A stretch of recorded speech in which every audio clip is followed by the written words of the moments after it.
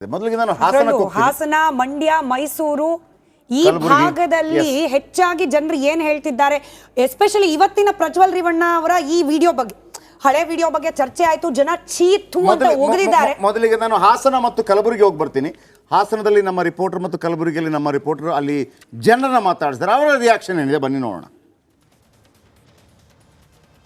ಈಗಾಗಲೇ ಹಾಸನದ ಸಂಸದ ಪ್ರಜ್ವಲ್ ರೇವಣ್ಣ ಪೆನ್ಡ್ರೈವ್ ಪ್ರಕರಣಕ್ಕೆ ಸಂಬಂಧಿಸಿದಂತೆ ಅವರು ಏನು ಪ್ರಕರಣ ದಾಖಲಾತಿಯಿಂದ ನಾಪತ್ತೆಯಾಗಿ 1 ತಿಂಗಳ ಕಾಲ ಆಯಿತು. 26ನೇ ತಾರೀಕು ಮರೆಯಾದ ಪ್ರಜ್ವಲ್ ರೇವಣ್ಣ ಇವತ್ತು ಸಾಮಾಜಿಕ ಜಾಲತಾಣದಲ್ಲಿ ವಿಡಿಯೋ ಮೂಲಕ ಪ್ರತ್ಯಕ್ಷ ಆಗಿದ್ದಾರೆ. ವಿದೇಶದಲ್ಲಿ ಇದ್ದೀನಿ ಅಂತ ಹೇಳ್ಕೊಂಡು ಎಲ್ಲ ಬೆಳವಣಿಗೆಗಳನ್ನು ಜನ ನೋಡಿದ್ದಾರೆ. ಇನ್ನು ಪ್ರಜ್ವಲ್ ರೇವಣ್ಣ ಅವರ ವಿಡಿಯೋ ಬಿಡುಗಡೆ ಆದ ನಂತರ ಹೋರಾಟಕ್ಕೆ ಹೆಜ್ಜೆ ಇಟ್ಟಂಥ ಜನ ಇರ್ಬೋದು ಅಥವಾ ಹಾಸನದ ಜನ ಏನು ಹೇಳ್ತಾರೆ ಕೇಳೋಣ.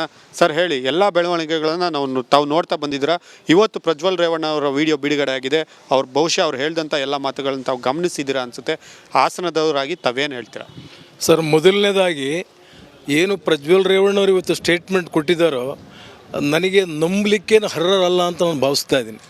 ಕಾರಣ ಸುಮಾರು 1 ತಿಂಗಳಾಗಿದೆ. ಈಗಾಗಲೇ 1 ತಿಂಗಳು ಆದರೂ ಕೂಡ SITನವರು ಎಲ್ಲ ರೆಡ್ ಕಾರ್ನರ್ ಮಾಡಿದ್ದಾರೆ. ಇಷ್ಟಾದರೂ CM ಸೆಂಟ್ರಲ್ ಗೌರ್ಮೆಂಟಿಗೆ ಪತ್ರ ಬರೆದಿದ್ದಾರೆ, 2 ಪತ್ರ ಬರೆದಿದ್ದಾರೆ.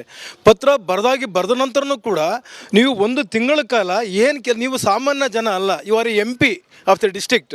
ಆಮೇಲೆ ಬಹುಶಃ ಇದು ಸ್ಕ್ಯಾಂಡಲ್ ಇದೆಯಲ್ಲ, ಇಂಡಿಯಾ ದೇಶದ ಬಹುದೊಡ್ಡ sexual scandal in India actual ಆಗಿದ್ದು. ಇದನ್ನು ನೀವು ಒಬ್ಬರು ಜವಾಬ್ದಾರಿಯ ಕುಟುಂಬ ಬಿಟ್ಟಂತ ನೀವು ಇದನ್ನು ಮಾಡಿಬಿಟ್ಟು ಇವತ್ತಿನ ಹೇಳಿಕೆ ಕೊಟ್ಟಿದ್ದು ಸ್ಕ್ರಿಪ್ಟ್ ಥರ ತಯಾರು ಮಾಡೋಂಗಿದೆ.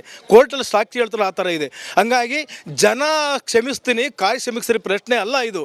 ಇಡೀ ಸುಮಾರು 17 ಲಕ್ಷ ಜನ ಈ ಜಿಲ್ಲೆನಲ್ಲಿ ಇದ್ದಾರೆ, ಮತ ಮಾಡಿದ್ದಾರೆ. ಬಟ್ ನನ್ನ ವಾಟ್ ಐ ಫೀಲ್ ಈಸ್, ನೀವು ಮಾಡಿರೋ ಅಂತ ನಿಮ್ಮ ಕೃತ್ಯನ ನಡಿ ಈಗ ಶುರು ಮಾಡೋಣ. ಕೇಸರಿಯಿಂದ ಮನೋಲ್ಲಾಸ ಮನಸ್ಸು ಮತ್ತೇರಿ ಕುಣಿದಾಡಿದೆ ನೋಡು, ಮನಸ್ಸು ಮತ್ತೇರಿ ಕುಣಿದಾಡಿದೆ ನೋಡು. ಕ್ಷಣ ಕ್ಷಣವೂ ಆಚರಿಸಿ ಕೇಸರಿ ಹಬ್ಬ. ವಿಮಲ್ ಬಾಯಲ್ಲಿ ಹೇಳಿ ಕೇಸರಿ. ಅದನ್ನು ಮುಚ್ಚಿ ಹಾಕ್ಕೊಂಡು ಅದ್ರ ಮೇಲೆ ಬೆರಳನ್ನ ಚೆಲ್ತಾ ಇಲ್ಲ ನೀವು. ಹಂಗಾಗಿ ನೀವು ಬರ್ತಿರೋ ಬಿಡ್ತಿರೋ ಬೇರೆ ವಿಚಾರ. ನಾವು ಈಗಾಗಲೇ ರೈತರು, ದಲಿತರು, ಕಾರ್ಮಿಕರು, ಮಹಿಳೆಯರು, ಆಮೇಲೆ ಅನೇಕ ಪ್ರಗತಿಪರ ಹೋರಾಟಗಾರರು ರಾಜ್ಯದಾದ್ಯಂತ ಬಾಂಬೆ, ಬೆಂಗಳೂರು, ಗುಲ್ಬರ್ಗ, ಧಾರವಾಡ, ಬೆಳಗಾಂ ಈ ಕಡೆ ಎಲ್ಲ ಜನ ಬರ್ತಾ ಇದ್ದಾರೆ. ನಾವು ಬಹುಶಃ ನೀವು ಈ 30ನೇ ತಾರೀಕಿನ ಕಾರ್ಯಕ್ರಮಕ್ಕೆ ನೋಡ್ಕೊಂಡು ಇದನ್ನು ಅಡಗಿಸ್ಬೇಕು, ಇದನ್ನ ಶಬ್ದನ ಕಡಿಮೆ ಮಾಡಬೇಕು. ಈ ಹಾಸನ ಚಲೋ ಕಾರ್ಯಕ್ರಮನ ನಾವು ಇದನ್ನು ಕಡಿಮೆ ಮಾಡಬೇಕು ಅನ್ನೋ ದೃಷ್ಟಿಯಲ್ಲಿ ನೀವು ಮಾತಾಡಿರಿ ಅಂತ ನನಗೆ ಅನ್ನಿಸ್ತದೆ. ಬಟ್ ನೀವು ಒಂದು ವೇಳೆ ಈ ನೆಲದ ಕಾನೂನು ಎಲ್ಲರ ಗೌರವ ಉಗಿದೆಲ್ಲ ಇನ್ನೇನು ಮಾಡ್ತಾರೆ ಜನ. ನೀವೆಲ್ಲೋ ಕುತ್ಕೊಂಡ್ಬಿಟ್ಟು ಒಂದು ವಿಡಿಯೋ ಮಾಡಿಬಿಟ್ಟು ಇದೇ ನನ್ನ ಸಮರ್ಥನೆ ಅಂತ ಅಂದ್ಬಿಟ್ರೆ ಕೇಳ್ಕೊಂಡು ಕೂರೋಕೆ ಜನ ಕಿವಿ ಮೇಲೆ ಲಾಲ್ಬಾಗ್ ಗಾರ್ಡನ್ ಇಟ್ಕೊಂಡಿಲ್ಲ. ಉತ್ತರ ಕೊಡಬೇಕಾಗಿದ್ದು ಯಾವತ್ತು ಫಸ್ಟ್ ನಿಮ್ಮ ಮೇಲೆ ಇಂಥ ಆರೋಪ ಬಂತೋ ಅವತ್ತು ಕೊಡಬೇಕಾಗಿತ್ತು. It's too late. Prajwal Revanna ಅವರೇ, ನೀವು ಅನ್ಕೊಂಡಿದ್ರೆ ಎಲ್ಲೆಲ್ಲೋ ಕುತ್ಕೊಂಡು ನಾನು ವಿಡಿಯೋ ಮಾಡ್ತೀನಿ, ಅದಾಗಿ ಮುಹೂರ್ತ ಇಟ್ಕೊಂಡು ವಾಪಸ್ ಬರ್ತೀನಿ, ಜನ ನನ್ನನ್ನು ಅಯ್ಯೋ ಪಾಪ ಅಂದ್ಬಿಡ್ತಾರೆ ಅಂತಂದ್ರೆ ಅಷ್ಟು ಮೂರ್ಖರಲ್ಲ ಜನ ಇದ್ದಾರೆ. ಅವರು ಕೂಡ ಹೇಳ್ತಾರೆ. ಬಹುಶಃ ಶ್ರೀಲಕ್ಷ್ಮಿ ಕೇಳ್ಬೋದು, ಈಗ ಪ್ರಜ್ವಲ್ ರೇವಣ್ಣ ಅವರು ವಿಡಿಯೋ ಮಾಡ್ಬಿಟ್ರು ನಂಬಿಡ್ಬೇಕಾ? ಅವ್ರು ಕೊಟ್ಟ ಸಮರ್ಥನೆಯನ್ನ ರಾಜಕೀಯ ಷಡ್ಯಂತ್ರ ನಂಬಿಡ್ಬೇಕಾ? ಅದನ್ನ ಖಂಡಿತವಾಗ್ಲು ಮೇಡಮ್, ಪ್ರಜ್ವಲ್ ರೇವಣ್ಣ ಅವ್ರು ಹೇಳ್ತಾ ಇದ್ರು ನನ್ನ ಮೇಲೆ ರಾಜಕೀಯ ಪಿತೂರಿ ಮಾಡಿದಾರಂತ. ಅವ್ರಿಗೆ ನಾಚಿಕೆ ಆಗಬೇಕು. ಇವ್ರು ಮಾಡಿರೋ ಕೆಲಸಕ್ಕೆ ರಾಜಕೀಯ ಪಿತೂರಿ ಮಾಡೋಕ್ಕೆ ಯಾರು ಮಾಡ್ತಾರೆ ಹೇಳಿ? ಇವ್ರು ಮಾಡಿರೋ ಒಳ್ಳೆ ಕೆಲಸನ ರಾಜಕೀಯ ಪಿತೂರಿ ಮಾಡೋಕ್ಕೆ ಅವ್ರಿಗೊಂದು ಒಳ್ಳೆ ಚಾನ್ಸ್ ಕೊಟ್ಟಿದ್ರು. 5 ವರ್ಷದಿಂದ MP ಮಾಡಿದ್ರು, ಯಂಗೆಸ್ಟ್ MP ಮಾಡಿದ್ರು. ಇವ್ರು ಈ ಥರ ಮಾಡ್ತಾರೆ ಅಂತ ಯಾರೂ ತಿಳ್ಕೊಂಡಿರಲಿಲ್ಲ. ಅಟ್ಟರ್ ಬೇಜವಾಬ್ದಾರಿ ತಿರ್ಗಾ ಗೊತ್ತಿತ್ತು, ಭಾಳ ಜನಕ್ಕೆ ಗೊತ್ತಿತ್ತು ಇಲ್ಲಿ ಏನಾಗಿದೆ. ಲಾಸ್ಟ್ ಡಿಸೆಂಬರಲ್ಲೂ ಹೋಗ್ಬಿಟ್ಟು BJP ಆಫೀಸಲ್ಲಿ ವಿಜೇಂದ್ರ ಅವ್ರಿಗೂ ಕೊಟ್ಟಿದ್ರು, ಈವನ್ ಅಮಿತ್ ಶಾ ಆಫೀಸಲ್ಲೂ ಸಬ್ಮಿಟ್ ಮಾಡಿದ್ರು. ಯಾಕೆ ತಿರ್ಗಾ ಟಿಕೆಟ್ ಕೊಟ್ಟರು ಇವ್ರಿಗೆ? ಯಾಕೆ ಇವ್ರಿಗೆ ಬಂದು ಪ್ರಮೋಷನ್ ಮಾಡಿದ್ರು? ಇಲ್ಲಿ ಯಾಕೆ ಇಲ್ಲಿ ಕ್ಯಾಂಪೇನ್ ಮಾಡಿದ್ರು? ಇವತ್ತು ವಿಡಿಯೋ ಹೇಗೆ ನೋಡ್ತೀರಮ್ಮ ನೀವು? ಏನು ಆರಾಮಾಗಿ ಕೂತ್ಕೊಂಡು ಅಲ್ಲಿ ನಾನು ಸ್ವಲ್ಪ ಡಿಪ್ರೆಷನ್ಗೆ ಹೋಗ್ಬಿಟ್ಟಿದ್ದೆ ಅಂತಾರೆ. ಈ ಹೆಣ್ಮಕ್ಳ ಕತೆ ಏನಾಗಿರ್ಬೇಕು ಇಲ್ಲಿ?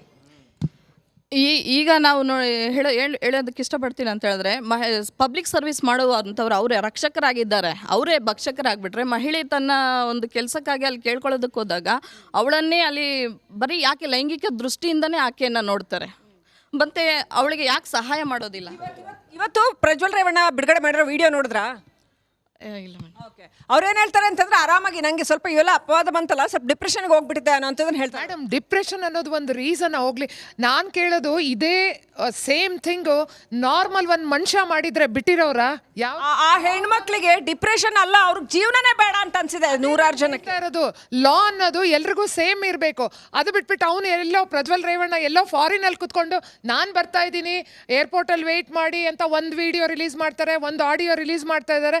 ಇಟ್ ಈಸ್ ಲೈಕ್ ಒಂದು ಡ್ರಾಮಾ ತರ ಆಡ್ತಾ ಇದ್ದಾರೆ. ಜನ ಅದನ್ನ ಹುಚ್ಚರ ತರ ದೊಡ್ಡದೊಂದು ವ್ಯಂಗ್ಯ ಸ್ಮಿತಾ ರಂಗನಾಥ್, ಇದು ದೊಡ್ಡದೊಂದು ವ್ಯಂಗ್ಯ, ಪ್ರಜಾಪ್ರಭುತ್ವದ ವ್ಯಂಗ್ಯ. ಇವ್ರನ್ನ MP ಮಾಡಿದ್ರೆ ತಗೊಂಡು ಹೋಗಿ ಇವರು ನಾನು ಡಿಪ್ರೆಷನ್ಗೆ ಹೋಗಿದ್ದೆ, ನಾನು ನಾಡಿದ್ದು ಬರ್ತೀನಿ ಅಂತ ಅವರು ಡಿಕ್ಲೇರ್ ಮಾಡ್ತಾರೆ, ನಾನು ಇಂಥ ದಿನ ಬರ್ತೀನಿ ಅಂತ. ಇದು ಯಾವ ತರ ಪ್ರಜಾತಂತ್ರ ವ್ಯವಸ್ಥೆ, ಇದು ಯಾವ ತರ ಕಾನೂನಿಗೆ ಬೆಲೆ ಕೊಡೋದು, ಇದು ಯಾವ ತರ ತನಿಖಾ ಸಂಸ್ಥೆಗಳಿಗೆ ಬೆಲೆ ಕೊಡೋದು, ಅವು ವ್ಯಂಗ್ಯ ಮಾಡ್ತಾ ಇದ್ದಾರಾ ಪ್ರಜ್ವಲ್ ರೇವಣ್ಣ ಅಂತ ಅನ್ಸುತ್ತೆ. ಓಟ್ ಯು. ನಿಜ ನಿಜ. ಈಗ ಡಿಪ್ರೆಷನ್ಗೆ ಹೋಗಿದ್ರೆ ಬೆಂಗಳೂರಿನಲ್ಲಿ ವರ್ಲ್ಡ್ ಕ್ಲಾಸ್ ಡಾಕ್ಟರ್ಸು ಕೌನ್ಸಿಲರ್ಸ್ ಇದ್ದಾರಪ್ಪ, ವರ್ಲ್ಡ್ ಕ್ಲಾಸ್. ಪ್ರಪಂಚದಲ್ಲಿ ಎಲ್ಲೂ ಸಿಗದೇ ಇರುವಂತಹ ಅತ್ಯಾಧುನಿಕ ತಂತ್ರಜ್ಞಾನವನ್ನ ಅರಿತ ನುರಿತ ಕೌನ್ಸಿಲರ್ಸ್, ಡಾಕ್ಟರ್ಸ್, ಸೈಕ್ಯಾಟ್ರಿಸ್ಟ್ ಬನ್ನಿ ಟ್ರೀಟ್ಮೆಂಟ್ ಇಲ್ಲೇ ತಗೊಳ್ಬೋದಾಗಿತ್ತಲ್ಲ, ಯಾಕೆ ಫಾರಿನಲ್ಲೇ ಬೇಕಿತ್ತಾ? ಫಾರಿನಲ್ಲಿ ಇದ್ದೀರಾ ಫಸ್ಟ್ ಆಫ್ ಆಲ್, ಅಥವಾ ಅದನ್ನು ಬಕ್ರ ಮಾಡ್ತಿದ್ದೀರಾ ಜನರನ್ನ? ಪ್ರಶ್ನೆಗಳು 131 ಇದೆ. ಪ್ರಜ್ವಲ್ ರೇವಣ್ಣ ಮಾಡಿರೋ ವಿಡಿಯೋ ಒಪ್ಪಿತವ? ಇದಕ್ಕೇನು ತನಿಖೆ ಹೇಗಾಗ್ಬೇಕು, ಶಿಕ್ಷೆ ಹೇಗಾಗಬೇಕು, ಜನರನ್ನ ಮಾತಾಡ್ಸೋಣ. ನಮಸ್ಕಾರ, ನನ್ನ ಹೆಸರು ಅರವಿಂದ್ ಅಂದ್ಬಿಟ್ಟು. ನಾನು ಪ್ರಜ್ವಲ್ ರೇವಣ್ಣಂಗೆ ಕೇಳೋದು ಒಂದೇ ಪ್ರಶ್ನೆ, ತಪ್ಪು ಆಗಿದೆ, ಅದನ್ನು ಶಿಕ್ಷೆ ಅನುಭವಿಸ್ಬೇಕು, ಎದುರಿಸ್ಬೇಕು. ಅದು ಬಿಟ್ಟು ತಾತ ಮಾಜಿ ಪ್ರಧಾನಿ ಆಗಿದ್ದಾರೆ, ಚಿಕ್ಕಪ್ಪ ಮಾಜಿ ಮುಖ್ಯಮಂತ್ರಿ ಆಗಿದ್ದಾರೆ, ಅವ್ರಿಗೆಲ್ಲ ಎಷ್ಟು ಇವತ್ತಿನ ವಿಡಿಯೋ ನೋಡಿದ್ರೆ ಹಂಗೆ ಅನ್ಸುತ್ತಾ? ಅವ್ರು ಎಷ್ಟು ಕಂಫರ್ಟಬಲ್ ನೋವಾದರೆ ಅದೆಲ್ಲ ಪ್ರೀ ಪ್ಲ್ಯಾಂಡು ಅಂತಲೇ ಅನ್ಸೋದು. ಇದು ಖಂಡಿತ ಪ್ರೀ ಪ್ಲ್ಯಾಂಡು. ಇದು ಮುಂಚೆ ಎಲ್ಲ ಇದು ಅಲ್ಲೆಲ್ಲ ಡಿಪ್ರೆಷನ್ನು ಅದು ಇದು ಏನು ಕಂಡಿಲ್ಲ ಆ ವಿಡಿಯೋಲಿ ಮುಖದಲ್ಲಿ. ಇವತ್ತಿನ ವಿಡಿಯೋ ನೋಡಿದ್ರೆ ಅದು ಮೊಸಳೆ ಕಣ್ಣೀರ್ ಥರ ಕಾಣಿಸ್ತಾ ಇದೆ ಮ್ಯಾಮ್. ದೇವೇಗೌಡರು ಇಲ್ಲಿ ತನಕ ಏನು ಗೌರವ ಪಡೆದಿದ್ರು, ನಮ್ಮ ಪಕ್ಷ ಬೇರೆ ಇರ್ಬೋದು, ಆದರೆ ನಮಗೆ ಹೆಮ್ಮೆ ಇದೆ ನಮ್ಮ ರಾಜ್ಯದಿಂದ ಒಬ್ರು ಹೋಗಿ ಪ್ರೈಮ್ ಮಿನಿಸ್ಟರ್ ಆಗಿರೋರು ಅಂತ. ಅವ್ರ ಹೆಸರಿಗೆ ಕಳಂಕ ತಂದಿದ್ದಾರೆ, ಕರ್ನಾಟಕಕ್ಕೆ ಕಳಂಕ ತಂದಿದ್ದಾರೆ ಪ್ರಜ್ವಲ್ ರೇವಣ್ಣ ಅವರು. ಈ ರೀತಿ ವಿಡಿಯೋ ಎಲ್ಲ ಜನಗಳಿಂದ ದಡ್ರೆಲ್ಲ ಅರ್ಥ ಮಾಡ್ಕೊಳ್ತಾರೆ. ಇವೆಲ್ಲ ಫೇಕ್ ಅಷ್ಟೇ, ಸುಮ್ಮನೆ ಕವರ್ ಅಪ್ ಮಾಡೋದಕ್ಕೆ ಈ ಥರ ಎಲ್ಲ ಮಾಡ್ತಾ ಇದ್ದಾರೆ ಅಷ್ಟೇ. ಸುಮ್ಮನೆ ಇದನ್ನು ಜನಗಳಿಗೆ ಕಣ್ಣೋರಿಸೋದು ನಿಟ್ಟಿನಲ್ಲಿ 25 ದಿವಸ ಅದೇ ಆಗಿರೋದು, ಇನ್ನು ಮುಂದೇನೂ ಅದೇ ಆಗುತ್ತೆ. ಈತ ಬರುವಂಥ ಯಾವುದೇ ಲಕ್ಷಣಗಳಿಲ್ಲ.